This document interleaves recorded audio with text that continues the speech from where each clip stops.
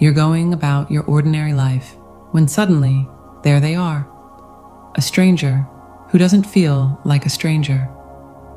A gaze that lingers a second too long, sparking something ancient in your DNA. Your palms sweat. Your pulse thrums in your throat. And then the real magic happens.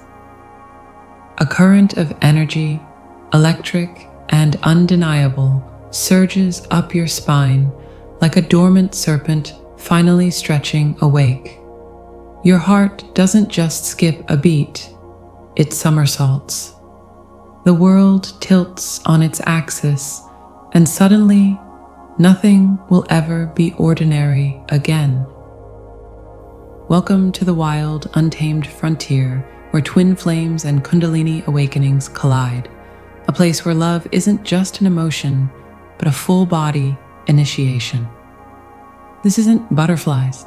This isn't infatuation. This is your soul recognizing its counterpart in another body, and your nervous system responding like it's just been plugged into the cosmos.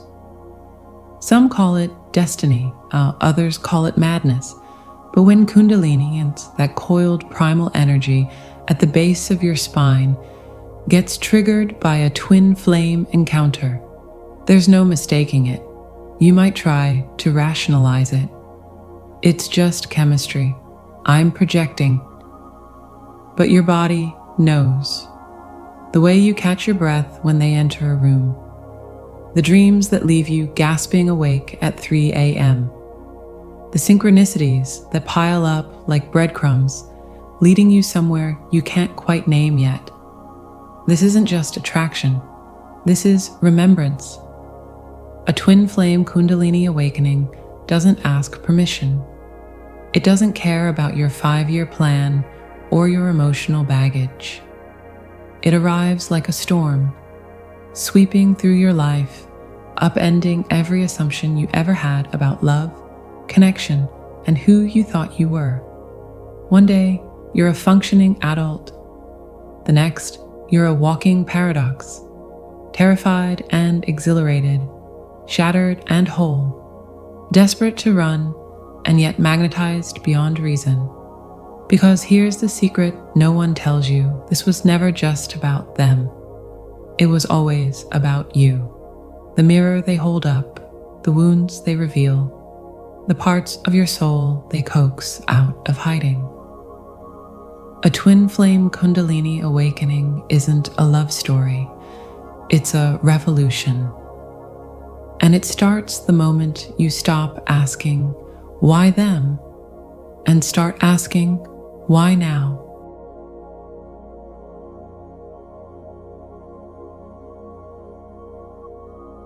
You meet them, maybe by accident, maybe by some cosmic joke the universe decided to play on you, and suddenly your body feels like it's been plugged into a socket.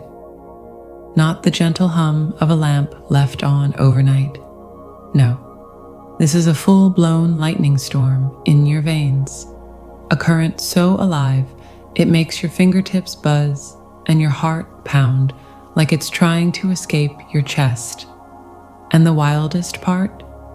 You didn't even touch them. Maybe you just locked eyes, or heard their laugh, or, God help you, they brushed past you in a crowded room. Now you're standing there, wondering if you've just been spiritually electrocuted, or if you're having some kind of esoteric allergic reaction. Welcome to the Kundalini Awakening Twin Flame Edition, where the energy doesn't just rise, it detonates. You've heard of love at first sight, but this is recognition at first spark. Your rational brain is still trying to process their name, but your cells are already vibrating, like they've just been reunited with a long-lost frequency. Some people describe it as heat flooding their spine, others as an inexplicable pull in their gut, like an invisible cord just yanked taut between you. And let's not even talk about the dreams. Oh, the dreams. Vivid, cinematic, drenched in symbolism, as if your subconscious is screaming, "Pay attention, this one matters." But here's the kicker. This energy doesn't always show up in soft, poetic waves. Sometimes it hits like a spiritual freight train, leaving you jittery, sleepless, or weirdly emotional for no reason. You might cry in the shower over a song you've heard 100 times before, or suddenly feel like you're floating outside your body during a work meeting. Pro tip: if your Kundalini wakes up in the middle of a PowerPoint presentation, just smile and nod. No one needs to know you're currently having a metaphysical crisis. And then, just when you think you've got a handle on it, they leave, or you leave, or life yanks you apart like two magnets fighting polarity. And suddenly, the energy just doesn't fade, it amplifies. Now, it's not just buzzing, it's howling. You feel them in your chest like a phantom limb. You wake up at 3 a.m. with your heart racing, convinced they're thinking of you. They probably are.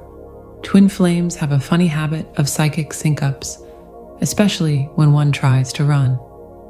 This is where the mystery deepens. If it were just chemistry, distance would dull the pull. But Kundalini doesn't care about time zones or silent treatments. It's a soul-level activation, and once it's triggered, there's no off switch, just layers of surrender. You can try to ignore it, drown it in distractions, or date someone safer, but the energy, it lingers, it hums, it waits. Here's the thing, Kundalini awakenings in twin flame connections aren't just about romance, they're about awakening to a love so vast it rewires you. Yes, it's euphoric. Yes, it's terrifying. And yes, sometimes it feels like you've been handed a live wire and told, "Here, hold this and figure it out." But that's the point. This energy isn't just opening your heart to another person, it's blasting it wide open to yourself, to the universe, to every unhealed wound and buried truth you've been avoiding. So if you're lying awake at night wondering, "Did I imagine this? Am I crazy?" Congratulations. You're officially on the twin flame roller coaster. And trust me, the ride's just getting started.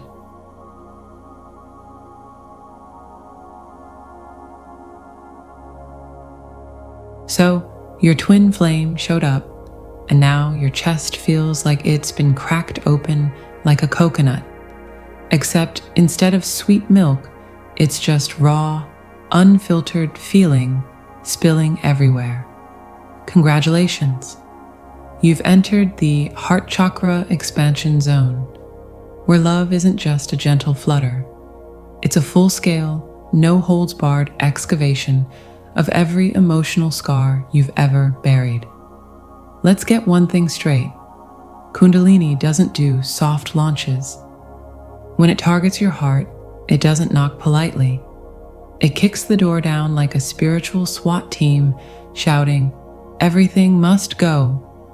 Suddenly, you're crying at dog commercials. You're forgiving people you swore you'd hate forever. You're feeling everything, all at once, like your emotional dam just burst, and now you're drowning in decades of repressed tenderness. And here's the twist. Your twin flame, they're the mirror. Every insecurity, every abandonment wound, every "do I even deserve love?" thought you've ever had. Yeah, they're going to reflect it right back at you. Not because they're cruel, but because the universe has a dark sense of humor and apparently thinks the best way to teach you love is to force you to face every reason you've ever resisted it. This is where things get really interesting. That heart explosion isn't just random chaos, it's alchemy. Ancient, messy. Why does healing feel like dying? Alchemy. You know how they say gold is purified by fire? Well, your heart is getting the same treatment. Every time you think, I can't take this, you're actually burning away another layer of fear.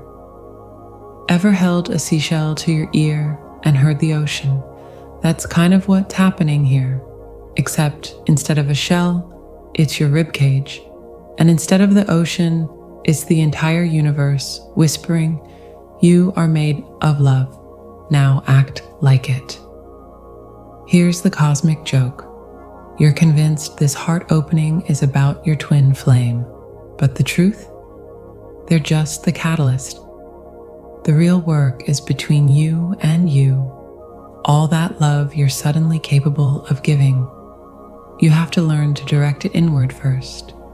All that fear of abandonment, it wasn't about them leaving. It was about you abandoning yourself every time you settled for less. So yeah, it's messy. It's painful. It's the spiritual equivalent of someone handing you a live grenade and saying, hold this.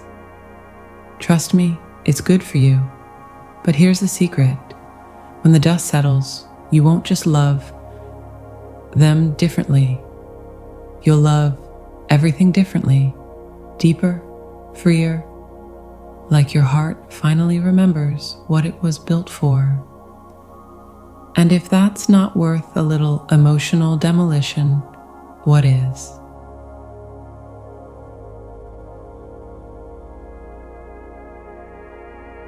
All right, let's talk about the part where reality starts glitching.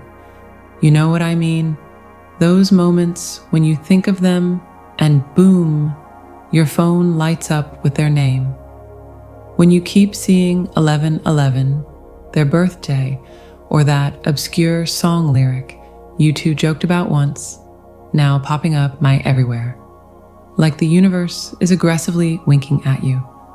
At first, it's cute. Then it gets weird. Then it gets so weird. You start side-eyeing the cosmos like, okay, what's your deal? Welcome to the Twin Flame Psychic Network, where separation is an illusion and the universe has a flair for dramatic irony. Here's the thing about twin flame synchronicities. They don't follow logic. They follow feeling. You could be in the middle of grocery shopping, minding your business, when suddenly a stranger walks by wearing their cologne. Or you turn on the radio and that song, the one you slow dance to in your living room at 2 a.m., comes on like some celestial DJ is messing with you. And let's not even talk about dreams. Oh, the dreams. Vivid, hyper-real, drenched in symbolism, like your subconscious is sending you encrypted memos. Your rational mind will try to explain it away. It's just confirmation bias. You're overthinking, but your gut knows better.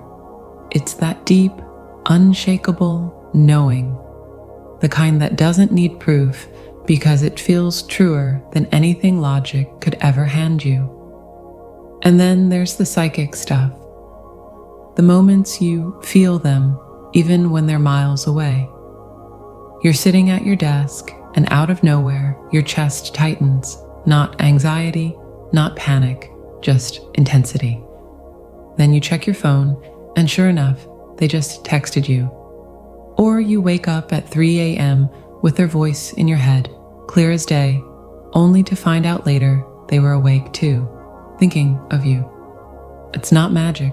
Well, okay, it is kind of magic, but it's also just energy.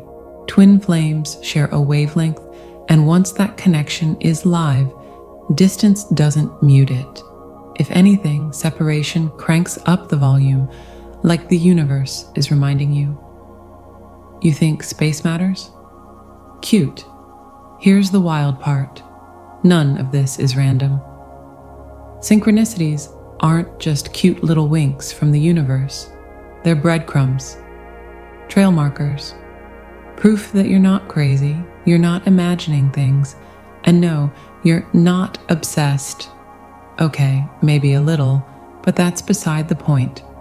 They're reminders that this connection exists beyond the physical, beyond time, beyond whatever drama your human selves are tangled in. So the next time you see their name pop up, the second you think of them, or you stumble across that number again, don't dismiss it. Lean in, laugh at the absurdity, and maybe, just maybe, whisper, "I see you too," to the universe. It's listening.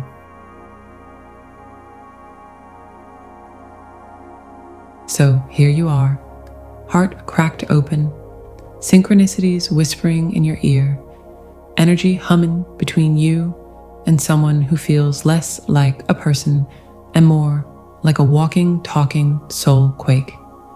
You've ridden the lightning, survived the heart chakra demolition derby, and now the universe is nudging you toward the final, most terrifying frontier.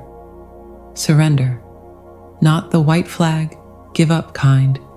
Oh no, this is the leap into the void and trust the net will appear kind.